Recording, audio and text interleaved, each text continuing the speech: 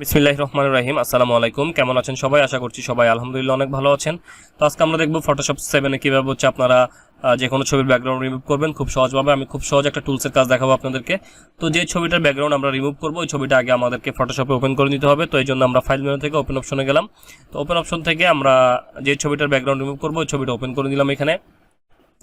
তো ওপেন করে নেওয়ার পর হচ্ছে আমরা ছবিটাকে একটু বড় করে নেব। এখান থেকে ছবিটাকে বড় করে নিলাম।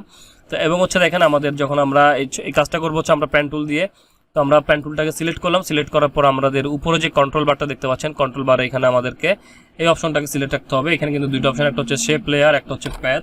তো আমাদেরকে যে কাজটা করতে হবে, আমাদেরকে শেপ লেয়ার প্যাথ যেটা, আমাদেরকে প্যাথটা এখান থেকে সিলেক্ট করতে হবে। এখান থেকে প্যাথ সিলেক্ট করলাম।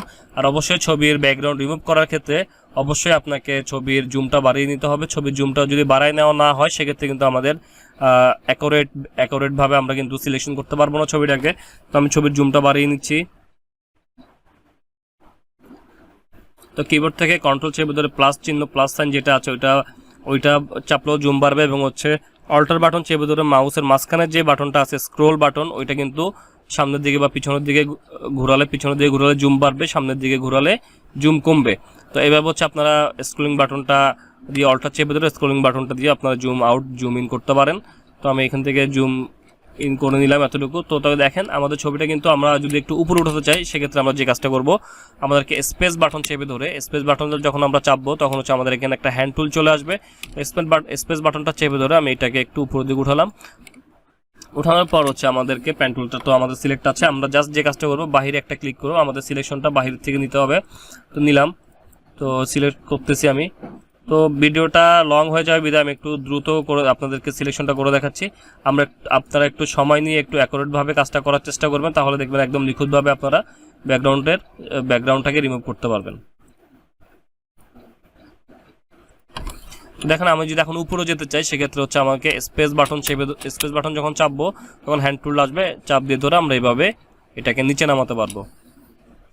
আর কোনো কারণে যদি ধরেন আমার এখানে ভুলে এখানে একটা ক্লিক পড়ে গেছে, মানে ভুল হয়ে গেছে, সেক্ষেত্রে আমরা ভুলটাকে কিভাবে সংশোধন করবো, এটা হচ্ছে কন্ট্রোল অল্টার এবং জ্যাড বাটন যখন আমরা একসাথে প্রেস করব তখন দেখতে পাচ্ছেন এটা কিন্তু সিলেকশনটা কিন্তু ডিসিলেক্ট হচ্ছে। তো এইভাবে যদি আপনারা ভুল হয়ে যায় তাহলে সেক্ষেত্রে আপনারা control alt Z button press করবেন।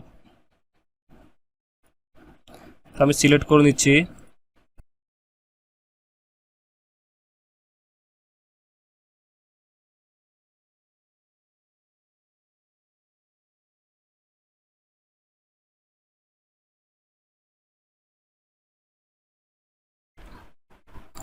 তো দেখেন আমাদের কিন্তু মোটামুটি প্রায় সিলেকশনটা হয়ে গেছে।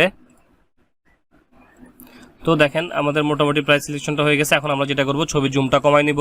ছবি জুমটা কমাই নেওয়ার পর হচ্ছে আমরা যে কাজটা করব, এখান থেকে আমাদের পিছন থেকে আমরা এইভাবে ক্লিক করে করে জাস্ট আমরা এখান থেকে ছবির উপর দিয়ে এইভাবে নিয়ে আসবো। নিয়ে এসে জাস্ট আমাদের যে স্টার্টিং পয়েন্টারটা আছে স্টার্টিং পয়েন্টের সাথে এভাবে মিলাই দিব। মিলাই দেওয়ার পর হচ্ছে আমাদের কিন্তু এখনও কিন্তু সিলেকশনটা রেডি হয় নাই।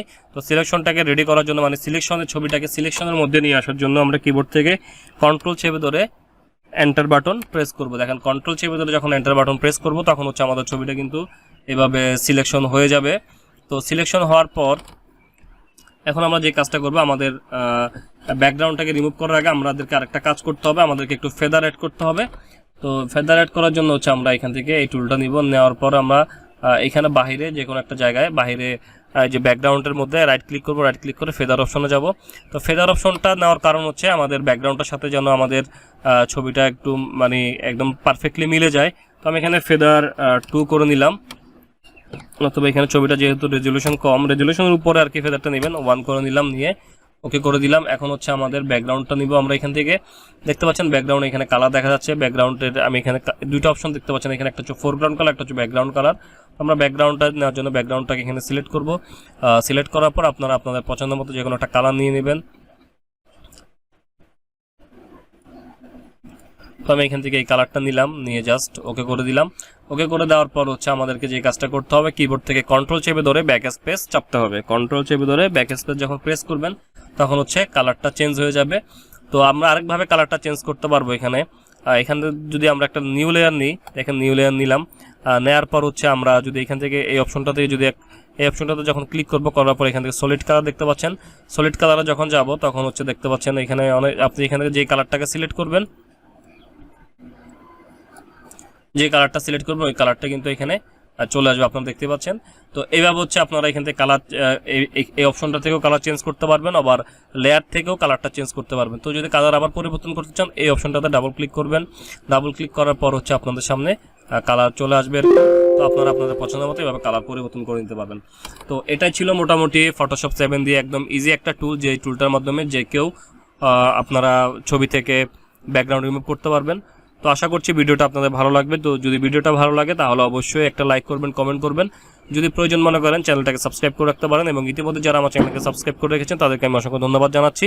এবং নিত্য নতুন এই ধরনের যদি আপনারা আরও ভিডিও পেতে চান সেক্ষেত্রে চ্যানেলটাকে সাবস্ক্রাইব করে নোটিফিকেশন বেল আইকনটা অন করে দিবেন। তো আজকে এই পর্যন্তই, সবাই ভালো থাকবেন, সুস্থ থাকবেন, নিজের খেয়াল রাখবেন। আল্লাহ হাফেজ, আসসালামু আলাইকুম।